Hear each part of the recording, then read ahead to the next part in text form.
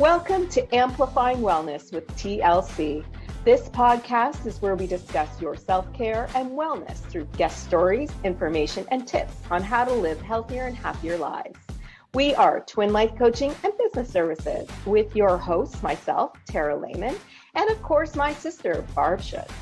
We care about increasing awareness around self-care and mental health through this podcast, coaching, consulting, workshops, and our new supportive community. To find out more about all of our services and our community, please visit twinlifecoaching.ca. As a reminder, though, this podcast is for sharing of stories and information only and is not intended to be or replace any medical advice you are seeking or have received. So today we're welcoming Elizabeth Kipp. Welcome, Elizabeth. She is a stress management and historical trauma specialist, a trauma-trained and yoga-informed addiction recovery coach, ancestral clearing practitioner, and as well a best-selling author of the book called The Way Through Chronic Pain, Tools to Reclaim Your Healing Power. Welcome to the show, Elizabeth. Thank you so much, Barb. And thank you, Tara. I'm great. I'm so honored to be here. Great. Well, we're honored to have you here. So today's topic is around stress management with Elizabeth today. So why don't we start with you maybe providing our listeners a bit of background. Why stress management for you? Yes, I suffered with chronic pain for 40 years before I found a solution. Oh, wow.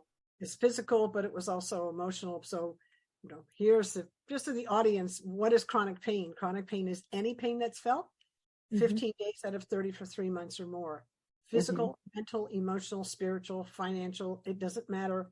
If we experience it 15 days out of 30 for 3 months or more, it's chronic. It all sends the same signal to the brain. It hurts. So the brain can't tell the difference between a broken bone and a broken heart. Right. Why it's important, chronic versus acute. In chronic pain, the brain is actually changed by the experience. We become much more negative. The stress response gets stuck in the on position. It can't come back to normal. And we get a lot of brain fog. Yeah.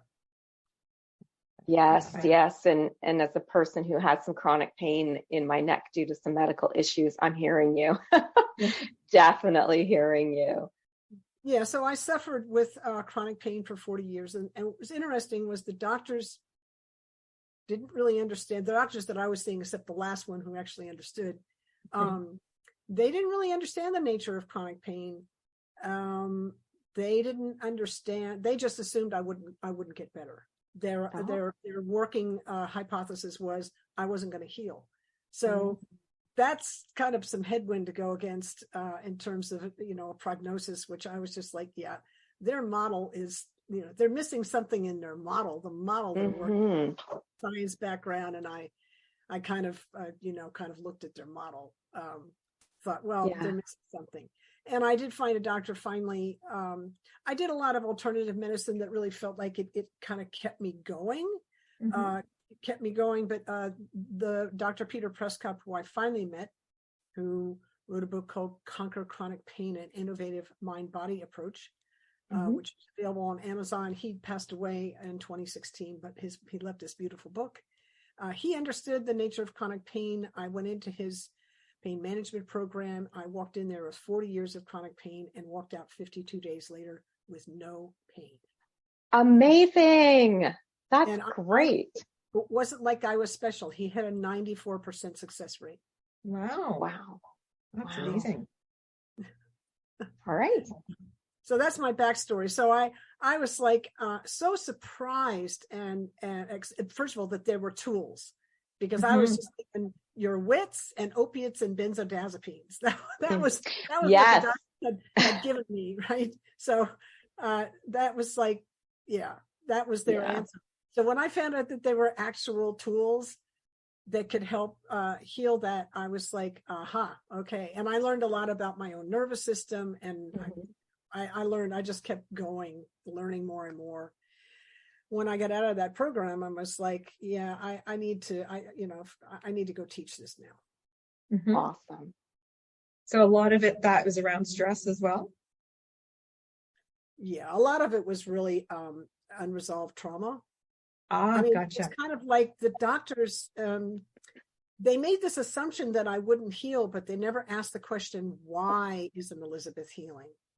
Right. And if they had understood the nature of chronic pain and they didn't, trauma was not a thing back in those days. If they had understood the nature of trauma, unresolved trauma in the body, and how that creates chronic pain, it would have been a completely different thing. So, yeah. And I do feel like it causes stress because you get frustrated and angry that nothing's working. I mean, I'm working with a pain specialist myself now, who we're going back to the basics of what are the exercises that you can do to work? What are the things that are not medication? So I love that you brought that up. Oh, that's great. Yeah, well, he had a whole program that was revolved around non-pharmaceutical methods of dealing with pain. So I was astonished. I went in there with my science hat on. What's happening in this film? And it was very interesting to because he was a science researcher as well as a doctor, and it was very interesting to do energy work. He was a Qigong healer, so we did that, and we did ancestral clearing. That's where I learned ancestral clearing, which is also an energy modality. And then the science, and he would start talking about the brain. This is how it works. This is how pain. So he really, I geek out on that stuff. So he really got my attention. And then when he started getting into the juice of my own issues, where he got, he would like put his finger on my vulnerability. That's when the work really started. Oh. So that's kind of how your whole story started in all these different types of trainings that you have now. Yes. Started there. Oh, that's awesome. So everybody always seems to have a good not a good necessarily, but a backstory to why they do what they do, especially when it comes to things like coaching. Oh, that's awesome. So I've got another question as we kind of put our focus a little bit back to the stress piece. So can you share what you see as some of the main challenges around stress for people in their everyday lives? Maybe some of your personal experiences around, not overly personal, but personal experiences around those pieces. Yeah, I could teach a whole course on this. I'm actually teaching a course on this. Actually, I've got 2 courses on this, but that's okay. Awesome. I'll give you some now. The pace of the world is, we're reading the book Stolen Focus in a group that I'm in by Johann Hari, which talks about this inability to focus anymore, and the reason that is, and that's a description of a brain on chronic pain. Inability, this ADHD, it's the brain. It can't. It keeps moving. It can't rest. The antidote to chronic pain, the most powerful modality to chronic pain, to healing chronic pain, is meditation. Brain, mind, calmness, getting the brain to rest. Right. So this difficulty with focus is an issue. And if you look, the amount of information that comes at us has really amplified over the last 100 years. And it's kind of a logarithmic scale. So it's been increasing and increasing and increasing, and the rate's been increasing. So we're not really geared for that. We're not geared. Multitasking is a myth. That's not the way the brain works. The brain works one thing at a time in terms of where our attention can be. And so when we keep moving our attention back into, this and that and this, it's exhausting. We're wearing our brains out. Very, very stressful. Yeah. So too much information, not knowing how to process it adequately. So we really need to learn to be more discerning in the world. I'm not just talking about like the normal person. I'm not talking about somebody who's got a neck issue like you. It's kind of like a special case. I'm just talking about everybody, right? So how fast are you moving? Do you have time during your day where you can be still and calm yourself? And do you have self-care? Do you have a self-care routine where you are really conscious about what kind of information is coming in, and not just how much of it, but what kind of information is coming in, and how does that feel? So many of us are, I certainly was until I got some training, spent my time up in my head. I mean, I'm trained as a scientist, so where else am I going to be? You're going to be up there, Yeah. I had to learn that, really the information is down here, and then we can access it. So it's kind of like, so we have this focus on the mind, kind of and we forget the body, and then the body is really where the information is. So we're kind of getting it backwards, and that's also very stressful. So those are just a couple of things that lead to stress. Also, judging pain. As you said, there's kind of a difference between trauma and stress. Trauma is kind of unresolved, what just happened, and I don't know what to do with it. It's kind of stuck energy in the system, and it's intense. Stress is the frustration that it's there. Right. I mean, they kind of overlap, but there's that, I have this thing, like you said, about your neck, I'm frustrated. That just adds more cortisol, more stress hormone into the system. You're just feeding the fire, man. Yes. And, talking about how stress is everywhere right now, going back to what you said earlier, right? And that we actually can't multitask. Like, I love seeing those job asks where it says multitasker is a must. I'm like, we are not meant to do that, So one of the things that we do talk about to reduce stress is, can you find a way to refocus? So I'm so happy that you brought that up, because it is so, so important. So we know that stress can really negatively affect our bodies. I mean, not just because we're sometimes born with medical conditions, but because of trauma, or even, at work, and it can affect different parts of our bodies. But it can also affect our minds. What do you think about how just maybe regular workplace, or maybe you're dealing with elderly parents or children or whatever that causes stress in your life, how can that affect our body and then our minds as well? Well, you're talking about, I love the question. You're talking about a fundamental kind of understanding of the situation where there's a hierarchy of feelings. There's a hierarchy to how the mind is. First, the nervous system. What's happening in the nervous system? Am I protecting? Am I agitated? Am I activated? Am I about to run, or am I shut down? Right. That's that's a fight, flight, shut down. Or am I calm? Right. So first, nervous system. We want regulation. Then we want to make sure that we're connected, have a sense of belonging, and then we can access the mind.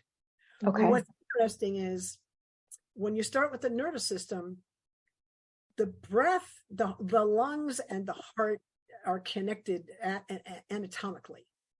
So breath and the heart have this relationship. The mind has a relationship to the breath and the heartbeat too. So if I get stressed and I go like that, I'm holding my breath. Right. What's the mind going to do? The mind is going to get like kind of shock. It's going to hold for a minute. What's happening? And not actually be able to think clearly, because in that state, we're in this fight, flight, situation, and we can't think with the thinking part of the brain. We're actually cut off from the prefrontal cortex, where the thinking part is.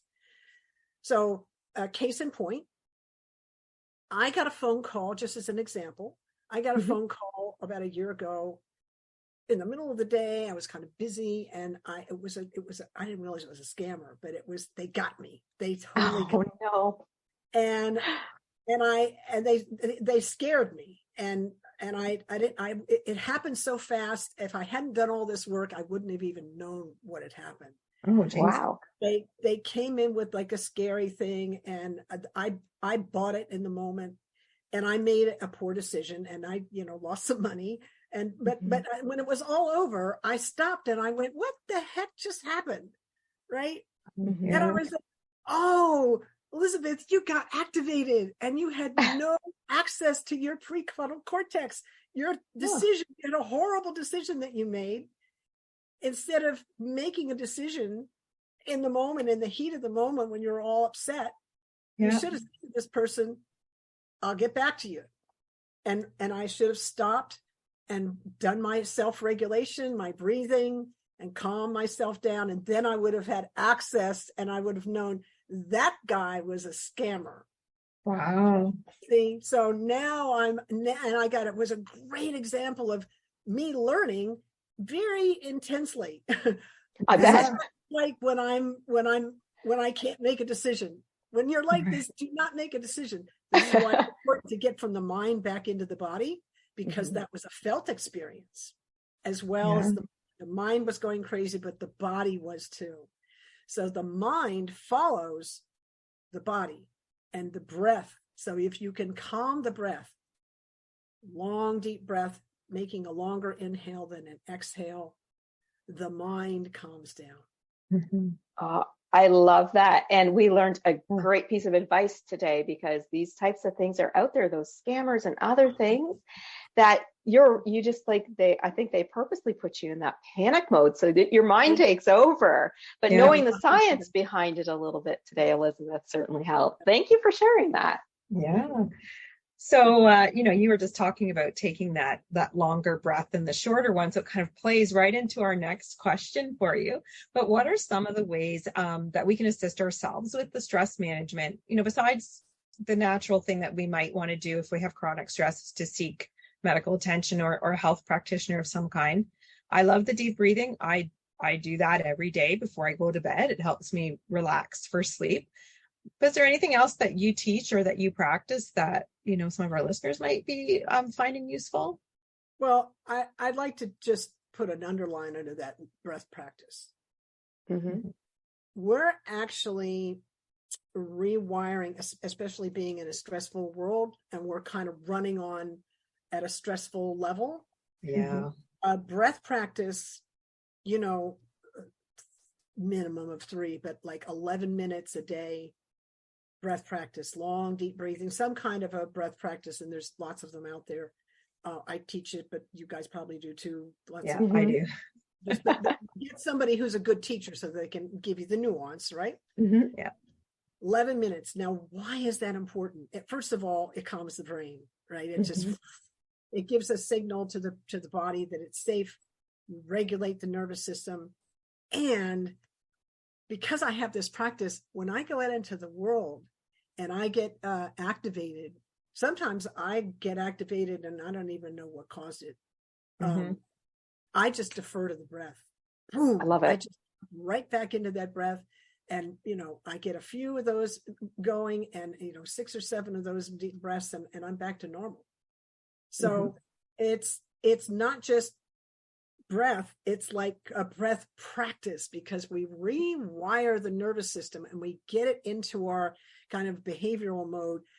That's our default. It becomes our default when we get stressed.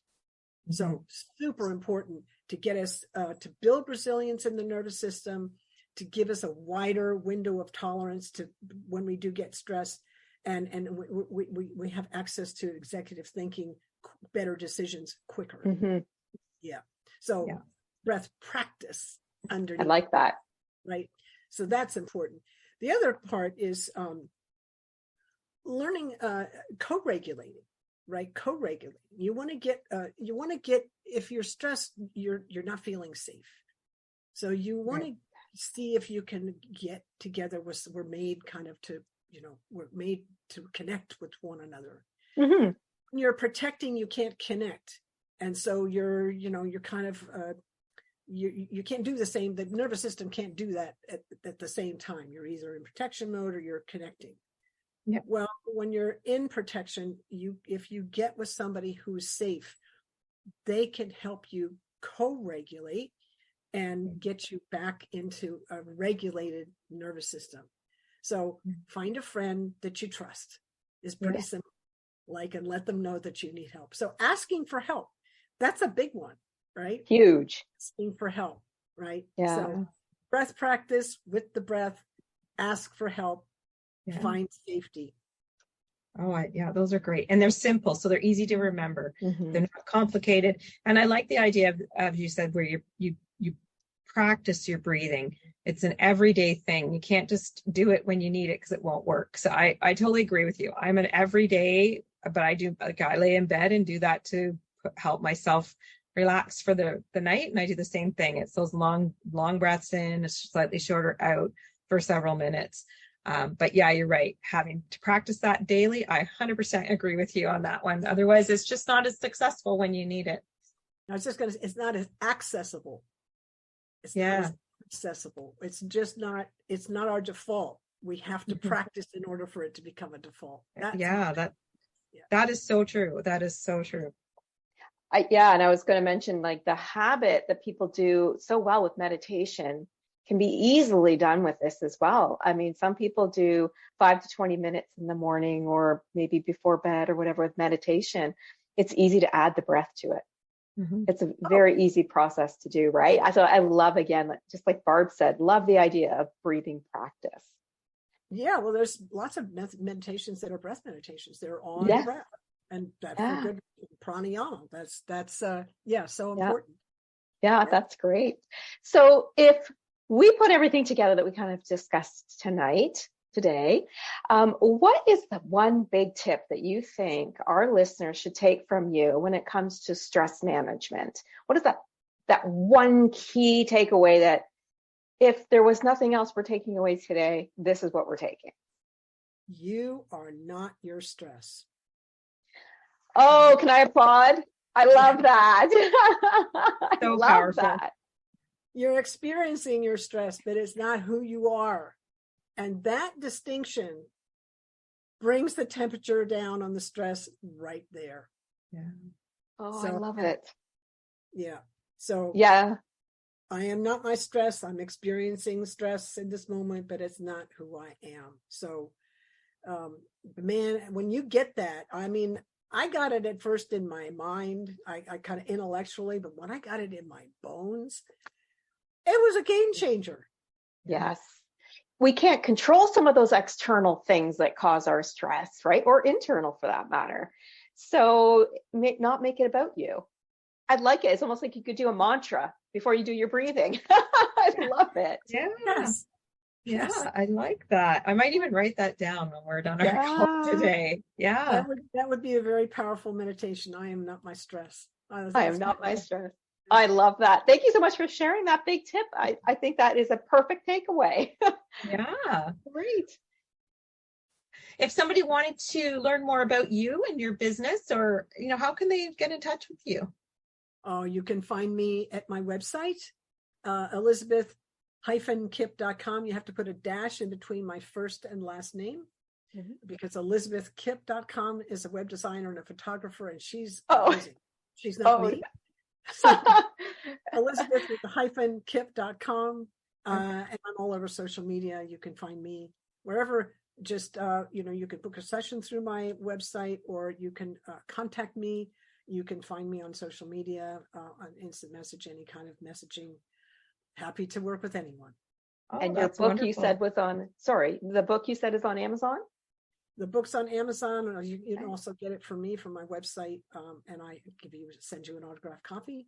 And I also do a free 15-minute introductory session for people that are curious. Oh, great. Oh, that's wonderful. I'm sure you'll have lots of people reaching out to you right now, especially through the pandemic with all the stress. Yeah. Well, thank you so much for sharing all your tips and information today, Elizabeth. Well, thank you so much for having me. It was delightful to meet you both and have this conversation. I always enjoy working with my colleagues, and I can't wait to share you with my audience.